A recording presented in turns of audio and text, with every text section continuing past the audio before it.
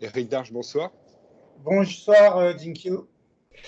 Ce soir, nous allons parler des compléments alimentaires et notamment des problèmes et des risques liés aux compléments alimentaires de synthèse.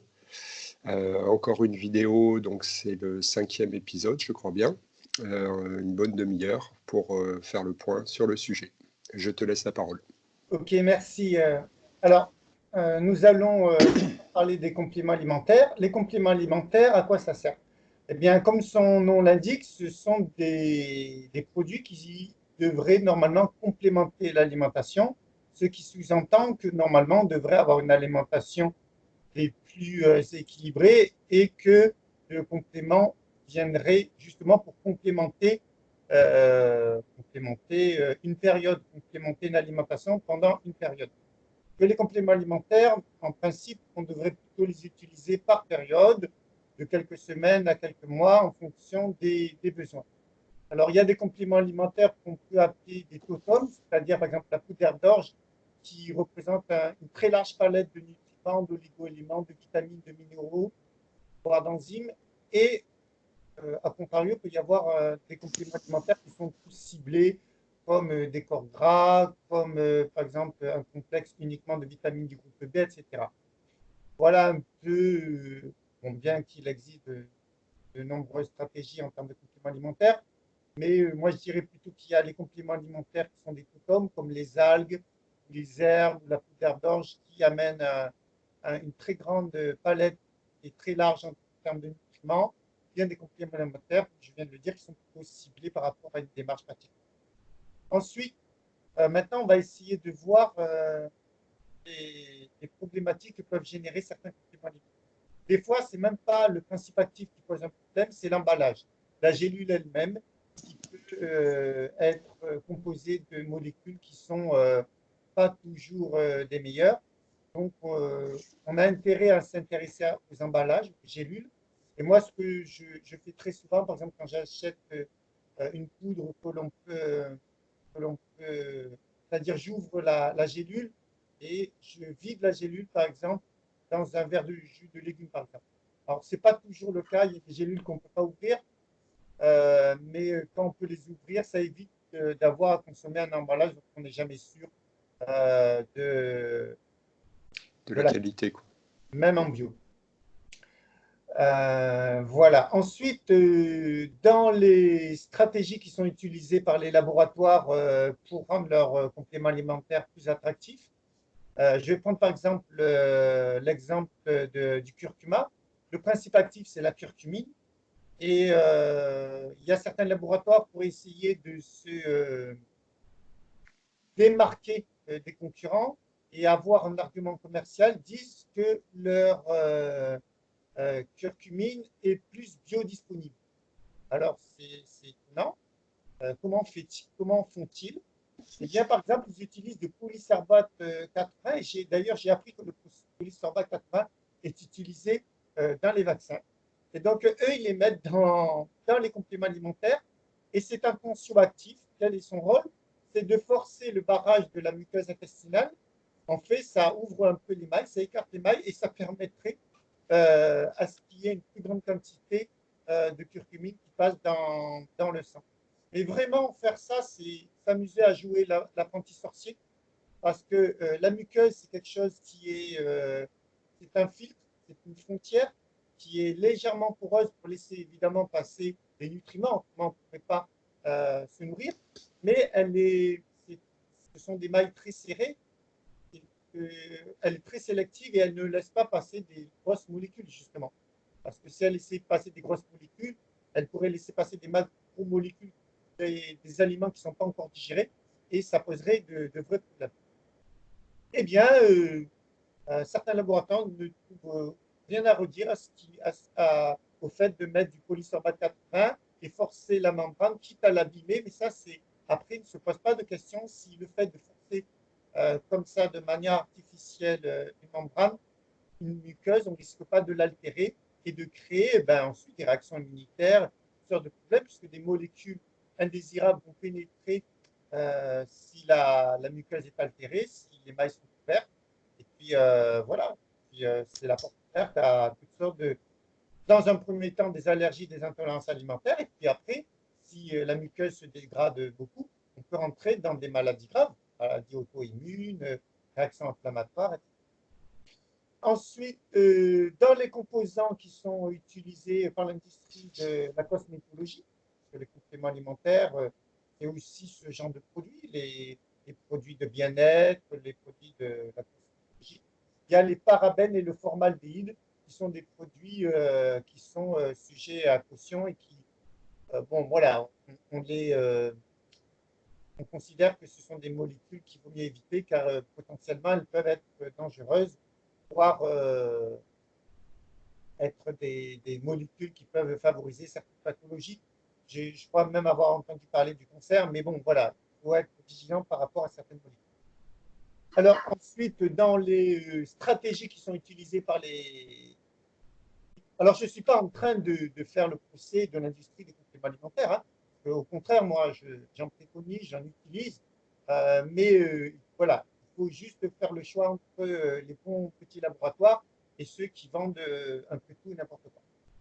Alors ensuite, dans les surprises que l'on peut avoir dans les compléments alimentaires, c'est les nanoparticules. Les nanoparticules, ce sont des particules infiniment petites, tellement petites qu'elles peuvent pénétrer sans problème la membrane cellulaire.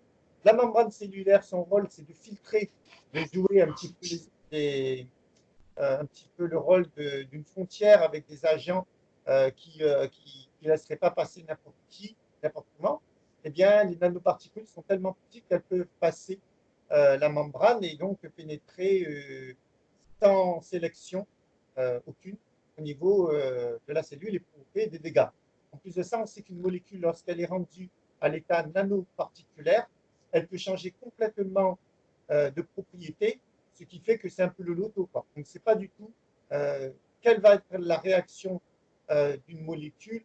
Par exemple, à un moment donné, il y a eu tout un débat à propos des nanoparticules de titane et qui étaient remises en cause par rapport à leur dangerosité. Justement, elles étaient proposées à l'état nanoparticulaire. Voilà.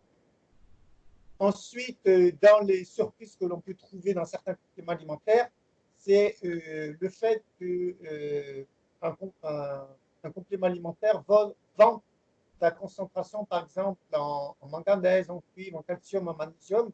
Et bon, donc, certains laboratoires mélangent, par exemple, du zinc et du cuivre, du zinc et du manganèse, du calcium et du magnésium, sans respecter les rapports que l'on trouve dans la nature. Normalement, dans la nature, et pour que le corps puisse fonctionner de manière optimum, il faut 5 à 6 fois plus de zinc que de cuivre, il faut 3 à 4 fois plus de zinc que de manganèse et 2 à 3 fois plus de calcium que de magnésium. Si on ne respecte pas ces rapports et qu'on, par exemple, on amène autant de calcium que de magnésium dans le même complément alimentaire, ça peut provoquer des dysfonctionnements puisque il y a une certaine compétition qui se joue et donc certains rapports doivent être respectés. Donc certains laboratoires ne respectent pas du tout ces rapports et jouent un peu à les apprentis sorciers en faisant des formules en disant que leur complément alimentaire est très très riche, mais ce qui compte, c'est respecter les rapports. Et puis, il y a cette notion de biodisponibilité dont on va parler dans quelques instants. Ensuite, dans les problématiques que peuvent générer les molécules de synthèse, j'aimerais parler des vitamines du groupe B. Alors, les vitamines du groupe B, soit on peut les trouver dans des compléments alimentaires, soit on peut les trouver à notre insu dans des petits déjeuners, que je ne citerai pas, par exemple des petits déjeuners à base de céréales. Et pour vanter le produit et le rendre très intéressant et attrayant sur le plan marketing, on rajoute des minéraux, des oligo-éléments et des vitamines. Sauf que très souvent, ce sont des vitamines de synthèse, parce que la vitamine de synthèse coûte moins cher que les vitamines naturelles.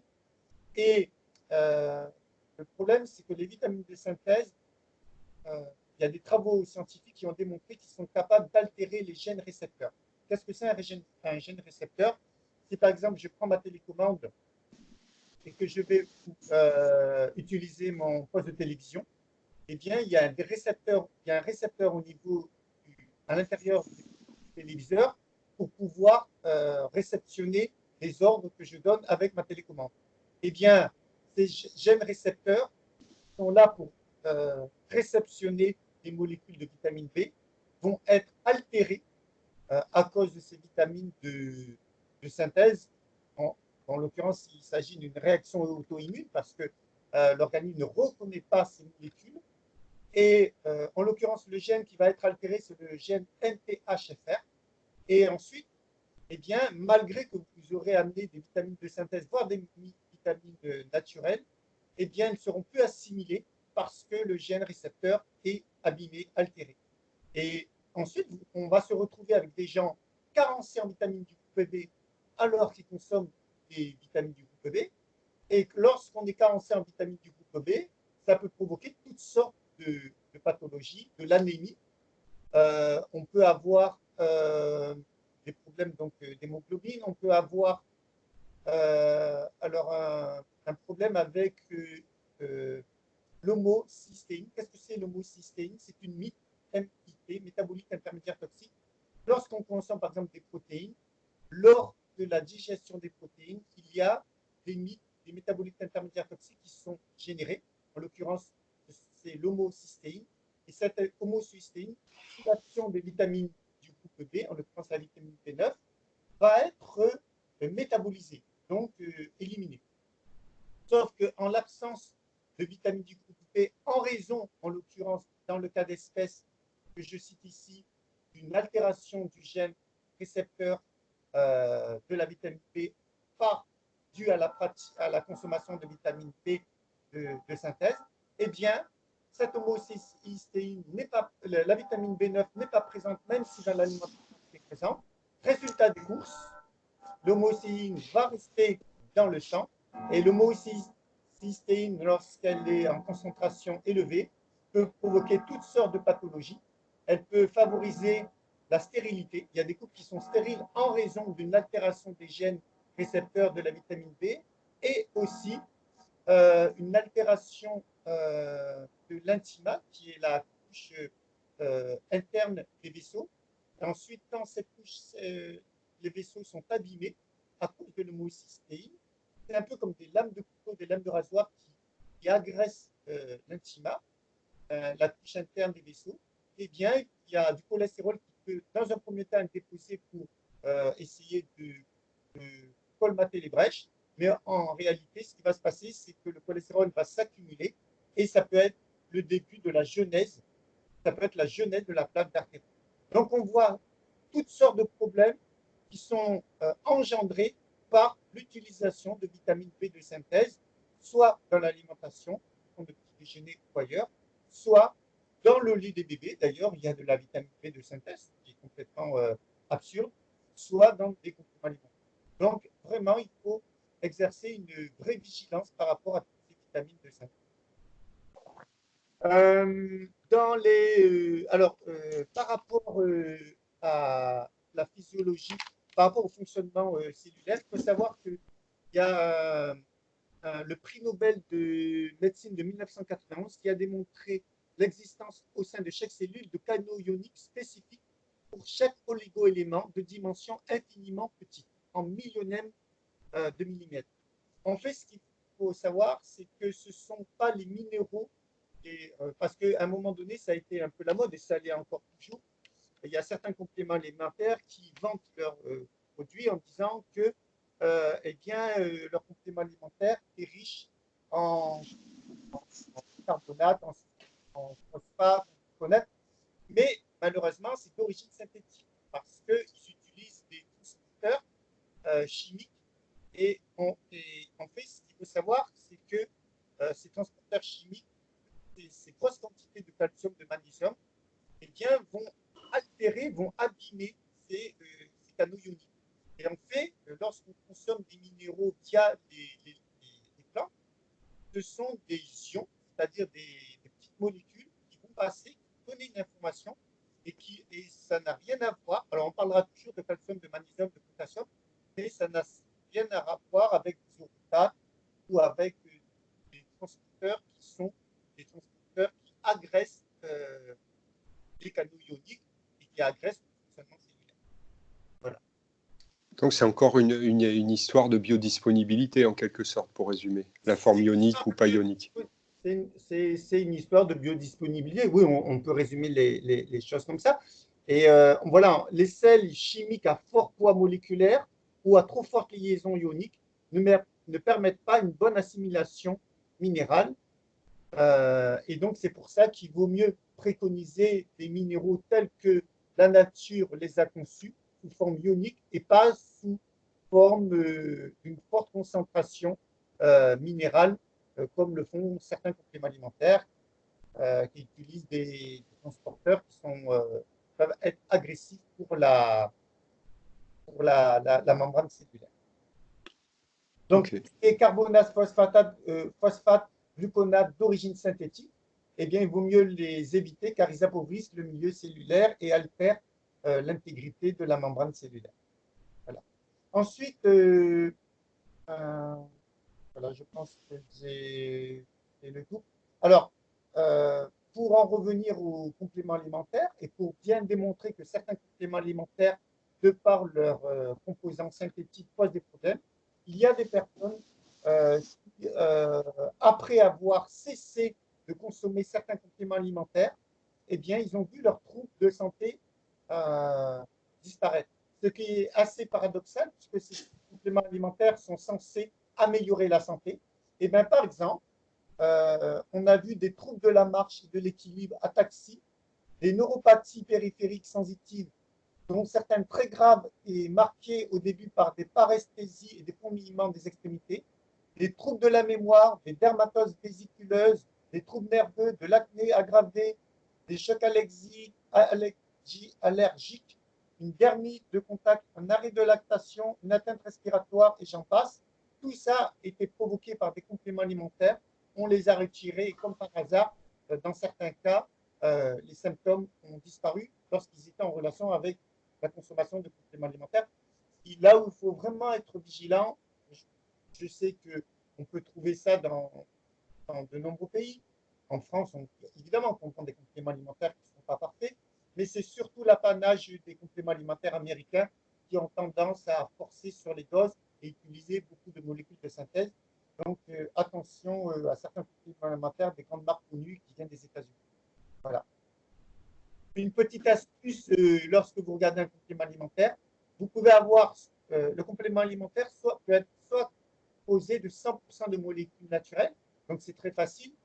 En face de chaque nutriment, vitamine, oligo-éléments, etc., il y aura la source, pollen, algues, acérola, etc. Ensuite, vous avez des compléments alimentaires 100% synthétiques. Donc, en face des molécules, il n'y a rien marqué. Donc, il n'y a pas d'origine. Donc, quand il n'y a pas d'origine végétale ou animale, et bien c'est d'origine synthétique. Et des compléments alimentaires qui essaient voilà, de ménager le chèvre et le chou. Ben, en fait, ils mettent moitié complément alimentaire de synthèse et moitié complément alimentaire synthétique. Donc, vous allez avoir, par exemple, vitamine C acérola, et en face de vitamine B, il n'y a rien marqué. Donc, quand il n'y a rien marqué en face d'un nutriment, eh bien, vous pouvez imaginer qu'elle est d'origine synthétique parce que les molécules d'origine naturelle sont chères. Il faut les extraire de fruits, de légumes, etc. Donc, c'est pour des raisons économiques que très souvent, il y a ce mix qui est fait. Et puis, bon, c'est une manière aussi de faire croire aux consommateurs que le complément alimentaire est d'origine naturelle parce qu'ils vont dire origine acérola pour la vitamine C, sauf que vous avez des compléments alimentaires où l'origine est acérola pour, par exemple, 10% de la vitamine C et 80% c'est de l'acide ascorbique, de la vitamine C synthétique. Donc, voilà, il y a une belle baie qui est baie de l'acérola qui est photographiée sur l'emballage et vous avez l'impression que c'est 100%, non, c'est 10, 20% et le reste, c'est de la synthèse. Donc voilà, une grande vigilance. Ensuite, Ok. il y a une étude récente sur les antioxydants de synthèse.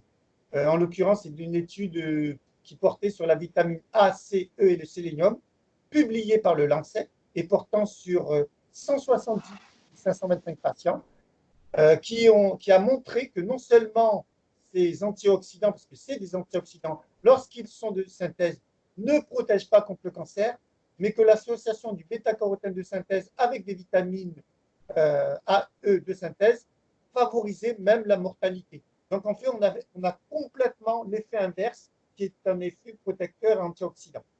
Et je pourrais encore, il y a toutes sortes d'études, par exemple en ce qui concerne la vitamine E, eh bien, une étude épidémiologique a montré une augmentation de 50% de la mortalité par accident vasculaire cérébral dans le groupe recevant de la vitamine E de synthèse. Et puis c'est pareil pour la vitamine C, la vitamine B12, etc. Et il faut savoir aussi que l'excès de vitamine C de synthèse perturbe essentiellement la vitamine B12, ce qui est particulièrement grave chez les végétaliens surtout, qui ont un besoin particulier dans cette vitamine, puisque euh, pour eux, c'est un peu plus compliqué, même s'ils peuvent tout à fait l'avoir s'ils n'ont pas de troubles digestifs. Mais l'alimentation, les aliments qui amènent la vitamine B12, c'est essentiellement les aliments euh, Clairement. en relation avec les produits animaux. C'est pour ça qu'il est tout à fait possible d'être végétalien et de ne pas être carencé en vitamine B12, mais pour autant, il ne faut pas consommer une grosse quantité de vitamine C qui pourrait perturber l'assimilation de la vitamine B12. Voilà. Bon, c'était une petite parenthèse en passant. Euh, voilà, c'est un sujet qui demande, qui n'est pas très compliqué en fait, qui demande un minimum de connaissances. Et bon, il faut, grosso modo, il faut essayer d'éviter tous les compléments alimentaires avec une liste dont les ingrédients n'ont pas d'origine, se méfier de certains arguments comme quoi un tensioactif comme le polysorbate va vous donner une plus grande biodisponibilité. C'est complètement absurde. Ça va être au détriment de l'intégrité de la muqueuse avec tous les risques graves que ça peut engendrer. Donc voilà, il faut. C'est pas très compliqué, mais il suffit d'avoir un minimum de connaissances et puis après on peut naviguer sans problème. Voilà. Et donc, mais toutes ces recherches, quand même, ça n'a pas d'effet. Je crois que c'est au Japon que c'est interdit les compléments de synthèse. Ah, c'est vrai, tu as raison. Au Japon, ils ont interdit d'ailleurs les compléments alimentaires américains parce qu'ils refusent les compléments alimentaires de synthèse. C'est vrai qu'il y a certains pays qui ont une prise de conscience et ils ont une réaction économique. Ils ont interdit ce genre de compléments alimentaires. Donc, il y a vraiment la volonté de protéger la population.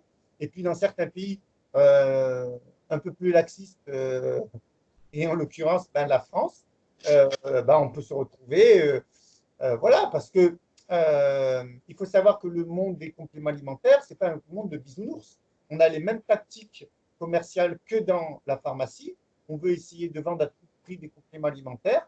Et alors je ne dis pas de tous, hein, il y a des petits laboratoires en France qui sont 100% naturels et qui font un travail extraordinaire. Je dis extraordinaire parce que sont pas très nombreux, ces petits laboratoires à fabriquer, à investir, parce que ça coûte plus cher. C'est une question d'argent, en fait. Mais après, il faut savoir, une personne qui est avertie ne va pas dépenser de l'argent dans un complément alimentaire qui est censé améliorer sa santé pour, au contraire, ça paraît absurde de dépenser de l'argent pour altérer sa santé. Et pourtant, dans les faits, c'est un peu ce qui se passe.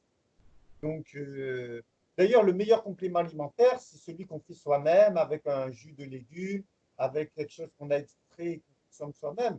Après, les compléments alimentaires, je trouve que c'est utile parce qu'il y a des personnes qui sont en faiblesse ponctuellement, qui ont une perte d'énergie, ou bien qui ont un emploi du temps hyper stressant. Surchargé. Mais même si on a un emploi du temps stressant, on devrait, si on est en mauvaise santé, on ne peut plus rien faire. Donc, ça devrait être une valeur haute qu'on devrait mettre tout en haut de la liste. Mais bon, les compléments alimentaires, je trouve qu'ils ont un rôle indiscutable dans le monde trépidant où on est. Après, il faut juste les choisir à bon escient et puis faire des petites cures de 2-3 mois et puis des pauses aussi. Ne pas les utiliser tout le temps, tout le temps, tout le temps. Voilà. Voilà un peu les grands conseils que j'ai à donner.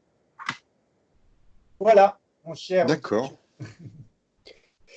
Bon, bah, ça a été efficace. Je crois qu'on a fait à peu près le tour. J'avais une question. Oui, tu prends l'exemple de la vitamine B, tu parles un peu de la vitamine C aussi, mais en fait, est-ce que toutes les molécules de synthèse, à part certaines, n'ont pas d'effet, ou est-ce que c'est potentiellement dangereux pour tout? Alors, tu as raison, parce que là, j'ai fait un focus sur la vitamine D, mais il y a une autre polémique qui, aujourd'hui, qui a exactement le même problème que la vitamine D, c'est le magnésium. Aujourd'hui, on trouve, alors, c'est problématique parce que c'est le bicyclinate de magnésium. Le bicyclinate de magnésium, ils ont associé du magnésium à un acide aminé pour, en théorie, le rendre plus biodisponible. Voilà.